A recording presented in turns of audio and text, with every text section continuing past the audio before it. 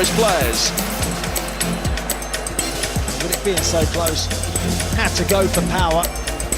Sort of a bit more on it than he would like to have done. It's a great free kick.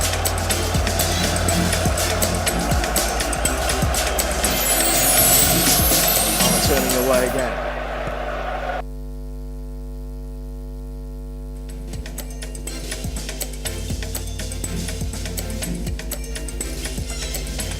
It is exactly 9 p.m. East African time. Many thanks for joining us right here at Lookuptv. You're just in time for the Lookup Weekend. My name is John Matava. Our sign language interpreter on the other side is Felista Adundo. We have a lot for you tonight, including the floods watch in the country after roads were cut off in Subuki and Nakuru County, with 40 families being left homeless, and of course the scary Malindi cyclone that has hit the area and of course making businesses to a standstill. That of course and much more will be coming to you, but first, the top stories.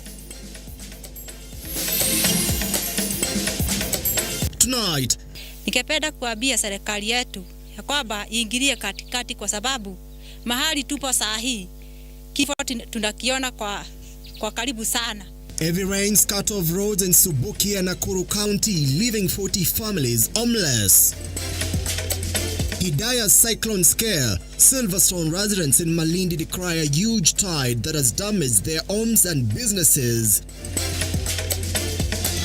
And President William RUTO meets KMPD officials and promises lasting solutions to end industrial strikes.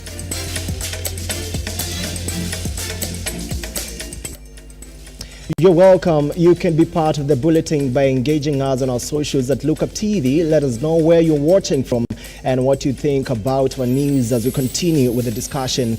Now, travelers in Subuki and Nakuru County were left stranded after heavy rains cut off roads. The flooding also left more than 40 families homeless and farms swept away. More on the flood watch with Maroon Bosire. As heavy rains continue to pound different parts of the country, farmers from Wasages in Nakuru County are counting losses as their farms were flooded, leaving over 40 families homeless. The farmers are now urging the government to provide them with the machines to drain trenches, adding that the government should move with speed in resettling those affected by floods with food and shelter. Kusema kweli, tuko na zaidi ya 100 household zile zimekuwa affected. Kwa hivyo ningeomba msaidie watu wetu, wako na njaa, wengine hata sasa wanalala njaa, wengine wanaomba pahali pa kulala. Elsewhere, leaders from the Muslim community have called on the government to review the directive on reopening of schools in areas that are still experiencing heavy rainfall. This emerged when members of the Muslim community from Nakuru and Naivasha visited victims of the Maimai Dam tragedy and donated food and personal effects. Imam Adam Ali challenged the government to keep its promise on resettling the Maimai victims. Tuangalie, serikali angalie baadaye isije majanga kama hii ambayo kama imepatikana. Serikali iweze kuwasaidia pahali pa kuishi vizuri, waendelee na maisha yao kama vile ilivyokuwa. Shule inafunguliwa Jumatatu inayokuja, lakini bado mvua ikizidi kunyesha pia tuangalie janga hili. During a visit to the Kenya Red Cross headquarters, Jennifer Morgan, German State Secretary and Special Envoy for International Climate Action, offered condolences to the victims of the recent flood disaster in the country, assuring Kenyans of Germany's support for the ongoing relief efforts with a contribution of 100 million shillings through the European Union. Jennifer praised the efforts of humanitarian agencies and volunteers in mitigating the impact of the tragedy. As Germany stands with Kenya, and our condolences, our deepest condolences to all of the families who have lost loved ones and lost their homes. We have been able to provide some support, 100 million shillings through the UN and European institutions. Maureen Bosire, Lookuptv. Away from that, business owners in Silversand, Malindi County, are counting losses after strong waves from the Indian Ocean damaged their property. The residents who suspect the waves to be the Hidaya cyclone have also declared losses after the hotels closed down, making it impossible for the fish sellers to be in business. Nimefanya kazi sana miaka mingi baharini, nimekuwa beach boy miaka mingi, na hii maji ya baharini nimeshuhudia yalikuwa yako hivi toka mimi nizaliwe, maji ilikuwa haipigi mpaka chini kama hivyo. Lakini saa hii mwaka huu tumeshuhudia hii maji imekuja mpaka kuna hoteli zingine kama restaurant kwa tumejenga, tumekaa miaka mingi hazijavunjwa, lakini saa hii maji imetuharibia mpaka kwa mfuo. Saa hii mpaka wavuvi wetu hawezi wakaenda wakavua samaki, hakuna shughuli zozote tunaweza kufanya kwa sababu ya maji. Mpaka tunagopea kabisa kusimama. Sasa hii imetuharibia vitu vyetu, hakuna kazi, mpaka wavuvi wanaogopa kuenda kwa bahari. Hii ni ile hidaya imesema. Hii sasa tunasema inaonekana ni hiyo hidaya. Hiyo maji inatoka huko juu inakuja mpaka kwa bahari, bahari imefura vibaya. Mpaka watu maaskari wanashindwa kukaa karibu na bahari. Unaweza ukachukuliwa na maji ukashtuka umekufa. Sio wenyewe ni mabaharia, tunajua kuogelea, lakini maji hatuwezi tukaogelea muda huu. Kuna uharibifu wote ambao kuna uharibifu mpaka samaki wenyewe sasa hawezi wakaogelea, wanasimama kwa mapango. Hii maji kuharibu kabisa. Sijui kama kuna wazee wameshuhudia, hata mzee wetu hajashuhudia hii maji. Jana tulikuwa naye tukamuongelesha, lakini amesema hajashuhudia kimbunga kama hiki cha hidaya. Huu hidaya Saira hii amekuja kutuharibia mambo yetu huku pwani. Tunakufa na njaa muda huu. Hatuwezi enda kwa bahari, restauranti zetu zimefungwa. Sasa ni msoto tu tunapata huku kwa bahari. Member of Parliament Anthony Oloch has initiated a fundraising campaign to assist residents of the Mathare constituency who have been severely affected by the floods following the ongoing heavy rains in the country. Appealing to donors to come forward in large numbers and contribute to the project, Oloch stated that aside from the need for food and clothing, Mathare residents require urgent medical assistance at the shelter camps to prevent disease outbreak and disasters. Wetu kutoka eneo tofauti. An emerging concern in the wake of this flood disaster has been the health implications for most mothers, mostly with their children, others who are pregnant, vulnerable young adults, single mothers living in makeshift camp with little, if no, sanitary facilities. This, in addition to an already hostile and cold weather, makes perfect condition for the spread of airborne diseases, water diseases, respiratory diseases, and other diseases that require immediate and urgent intervention by ourselves and the partners that we have talked about. It is for this reason, and against this background, that I, in consultation with partners and stakeholders, we have reached out to these stakeholders, and I have formed a committee who are here to coordinate this purpose, and have proposed to reach out to all these friends who are going to intervene to help the great people of Mathare by way of an appeal for funds through the establishment of these which we are launching today, the Mathare Flood Disaster Fund. The funds appeal that we have made today will enable us to respond to the following gaps which have been identified in the wake of this developing humanitarian crisis. I have told you that there has been a number of interventions, mostly in terms of supplies for basic survival kits.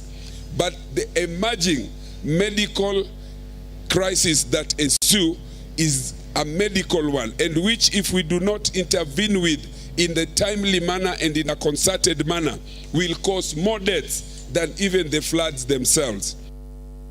President William RUTO has given an assurance that the government will consistently address the persistent human resource challenges that slow down the realization of the universal health coverage. In a meeting with the Doctors' Union representatives at State House, Nairobi, days after the striking return-to-work formula, the Commander-in-Chief has noted the government will continually engage stakeholders in the health sector, including Health Workers' Union, to promote industrial harmony and long-lasting solutions to the challenges. On his part, the union committed to champion and support the universal healthcare agenda and rolling out the social health insurance to all Kenyans.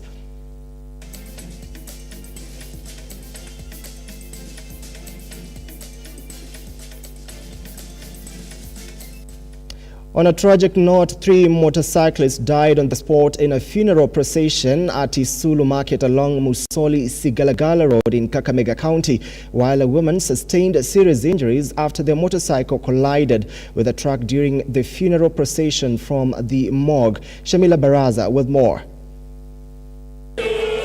Amidst the solemn procession of a young man's body, tragedy unfolded as 3 motorists met a sudden and a tragic end. Ndio vijana potopoto wakatoka kule na gari ilikuwa inatoka upande wa Musoli. Sasa pikipiki ziliingia kwa hiyo gari, zikagonga wale vijana, wakaanguka pale mahali mnaona damu iko. Hiyo gari ikatoroka ikaenda kule mbio. Ilikuwa kisanga ingine ya chapu sana.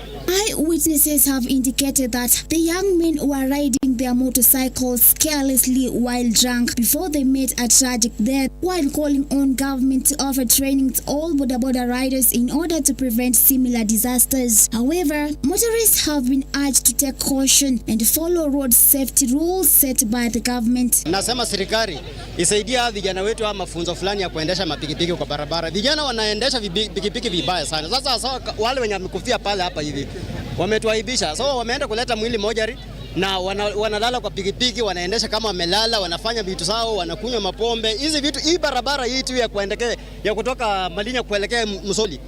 Vijana wa bodaboda wapatiwa atijisi mafunzo ya kuendesha pikipiki. A woman who was hit by the motorcycle has been admitted to Shibwe Hospital with various injuries, while those with minor injuries have been treated and allowed to go home. Young men have been encouraged to reduce drug consumption while driving. Mahali pale tumeona kuna vijana watatu ambao wamekufa pale saa hizi, wamepelekwa mochari. Na kuna mama pale mbele tena amegongwa na pikipiki tena, ameweza kuumia tena, amepelekwa hospitalini. Huenda hata anaweza poteza uhai tena. Kwa hivyo tunaomba serikali, jambo la kwanza wanakuja wanatupatia ulinzi, na wanakuja wanaongea na hao vijana, wanakuwa vijana watiifu, kwa wanafanya ni kama wanakimbishana, ni kama kuonyesha ujuzi. Na sisi tunajua pikipiki haina ujuzi. Hiyo hatuwezi danganyana. The bodies of the 3 have been taken to the mortuary. Shamila Baraza, Lookuptv. President William RUTO will not be addressing a joint session of the Congress in his upcoming state visit to the United States. US Speaker Mike Johnson rejected a request from a session of Democratic lawmakers who had asked him to allow RUTO to make the address. In a statement on Saturday, Speaker Johnson's Deputy Chief of Staff, Raj Shah, said the decision not to invite RUTO to address the joint session of the Congress was due to scheduling constraints. Simbelaja Charles Kiage with the details. Against RUTO plan joint Congress. The Lions movement want the address cancelled with immediate effect. The reason, Dr. President William RUTO doesn't meet merit to represent Kenyans to the United States government. Reason, his questionable history as a leader. He has been charged with land grabbing cases, murder, corruption and serious scandals. He has been a guest at the ICC and has a standing threat of subjecting vulnerable citizens to untold suffering through unnecessary for his personal greed. Through their party leader Christopher Kayando, they stated that they were worried of the president's recent remarks about the function of the sword handed to him during his swearing-in, claiming that these remarks were not presidential. They further took issue with RUTO's attack on the judiciary in their recent rulings on his government projects. This statement was ill-timed since it came shortly after his initiative was challenged before the courts of the land. He had also suggested that he will not obey punitive court orders, but will, however, wield the power given him by citizens. He has made several appointments to key positions of government from his tribe, making his leadership the most tribalistic regime ever in Kenya. They have further indicated that President RUTO is not comparable to Liberia's former President Ellen Johnson Sirleaf, who was the only other African president to address the Senate, further calling on Mr. Johnson to investigate Mr. RUTO before granting the opportunity. Why give a good thing to a dog? We are all woven in a great chain of humanity, be it then known to all mankind that if you squander resources of public, squander public resources, grab land, roll on the wheels of impunity, and eventually be celebrated, then that is the new law of morality. RUTO is just days away from making history as the other African president to address the Senate 18 years after former Liberian President Johnson Sirleaf. Whether the Speaker heeds to the cries of a section of Kenyans is a matter in waiting. For Lookup Weekend, Simba, Elijah Charles Kiag. Women groups from the Rendile community have come together to establish a cultural institute and museum to restore their rapidly fading away culture. Community leaders now say that 50 acres has been donated for construction of an exhibition area to preserve their culture. Rendile, a community living in the Laisamis area of Marsabit County with a population of nearly 100,000. With the relatively low population, the women have decided to take a unique step in preserving their culture. Under the leadership of Pastoralist People Initiative, they have received land support to build a cultural institute. Tumekuja kubariki ardhi ambayo tumetengewa na jamii ya Loglogo, na ardhi hii itakuwa ya kufanya shughuli na mikakati ya kurestore tamaduni za. The move comes after research revealed that more than 75% of the young people of Rendile community cannot speak their native language.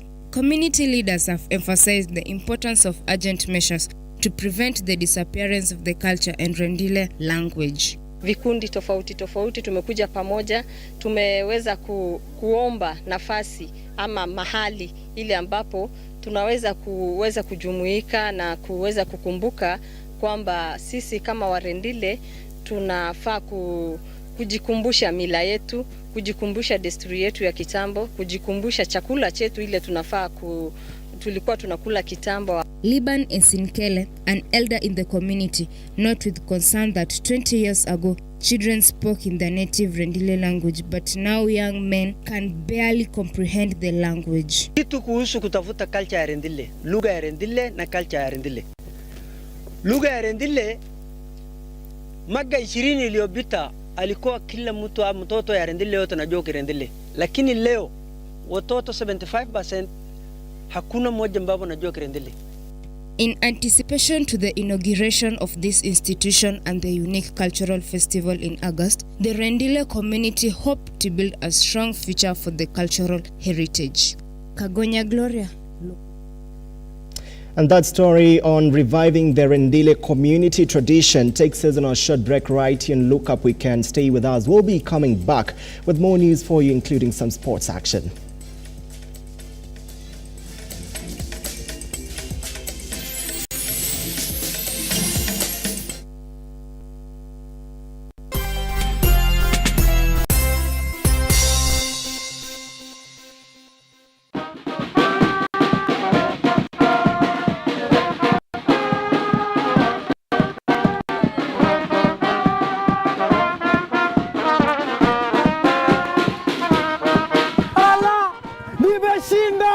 Nimenyakua mita na loto!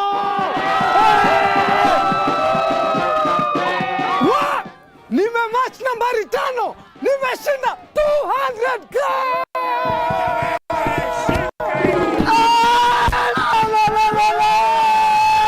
Nimeshinda! Nimematch nambari 3 na nimepata pesa!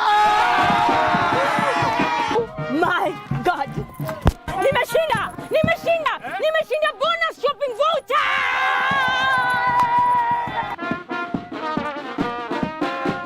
Wewe unangoja nini? Changamka, cheza loto, sio ndoto. Oh yes! Join the Lotto money train! It could be you! Changamka, cheza loto! Nyakua mita na Lotto every hour. Get into the Lotto money train and win big. Mara hii you win 20,000 times pesa zako. 50 bob inakushindia 1 million shillings every hour na up to 40 million shillings every day. Usiwachwe nyuma. Mamili ni moto moto na Lotto. Nenda kwa M-Pesa paybill number 777-000. Andika neno look kama account name. Cheza na kati ya shilingi 50 hadi shilingi 2,000 na ubambeto na Lotto. Over 18s only. Gaming can be addictive. Play responsibly. This message has been approved by the BCLB.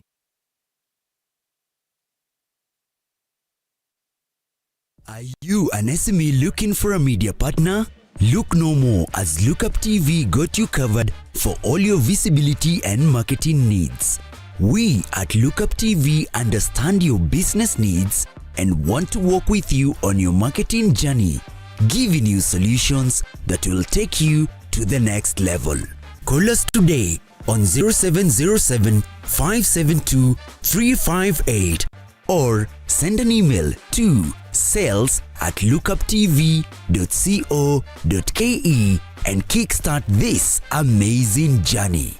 Welcome to Lookuptv, your official SME media partner.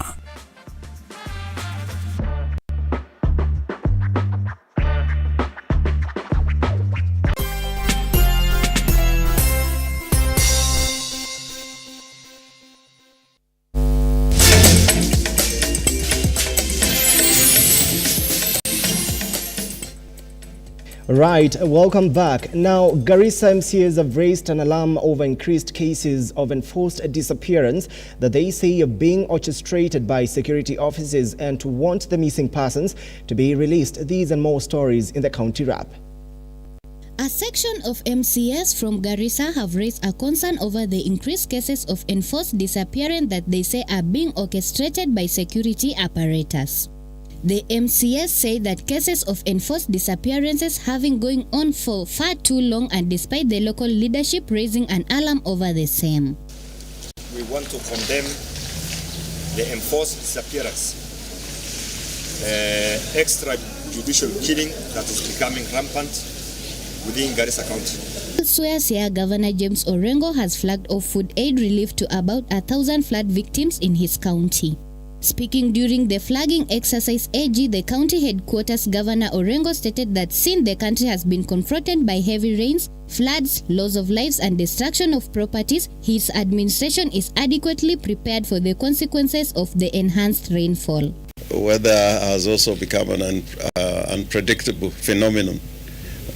We cannot predict the weather with the kind of regularity that you would wish to do. But the case being that of human suffering and destruction of property and flooding of farmlands, we have to make certain interventions to make sure that our people don't suffer.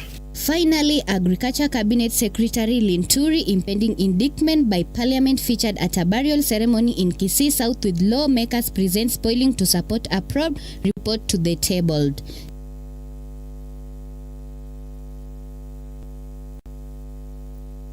Hiyo committee kwa sababu yule mtu ameketi hapo ni competent, na wale wote akina mheshimiwa George Murugara, an experienced lawyer wa 40 years, in the competence of that committee of 11 members.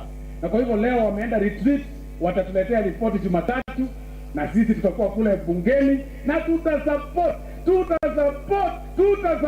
ripoti hii. Naomi Akot, Lookuptv.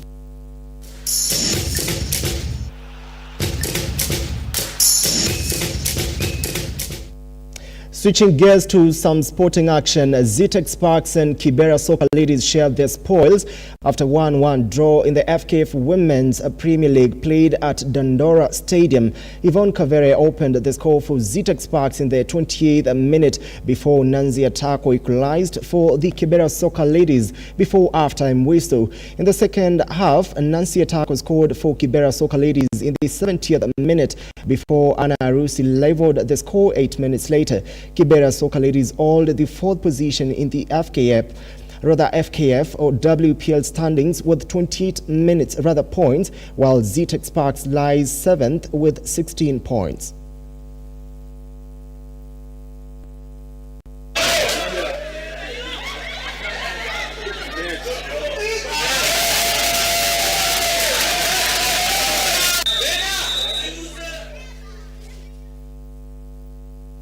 FKF Premier League reigning champions Gor Mahia beat Shabana FC 1-0 in the 29th round of the FKF Premier League to go 12 points clear on the log. In other matches, Kariobangi Sharks beat Sofapaka 5-2, while Bidco United registered a 2-2 draw against Kakamega Homeboys, among other results.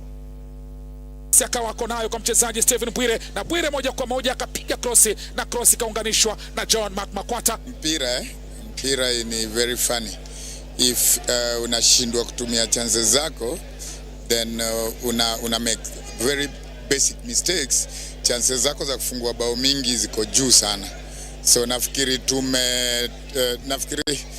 tunafaa ku rethink as a team, to reorganize, then we tackle the next matches. But hivi vile tunacheza, sifikiri kama tunaweza get something.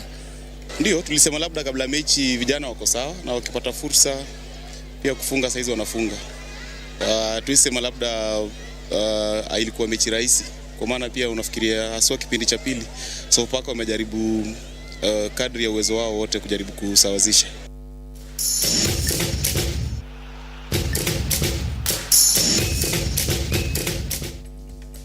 Well, and that is it from the news desk. Many thanks for watching, and those that made the broadcast a success, we are saying thank you. My name once again is John Matava. Our sign language interpreter tonight has been Felista Aduno. Do stay with us. We'll be coming back with more updates, including the floods, of course. My name is John Matava. Please do have a very fantastic weekend.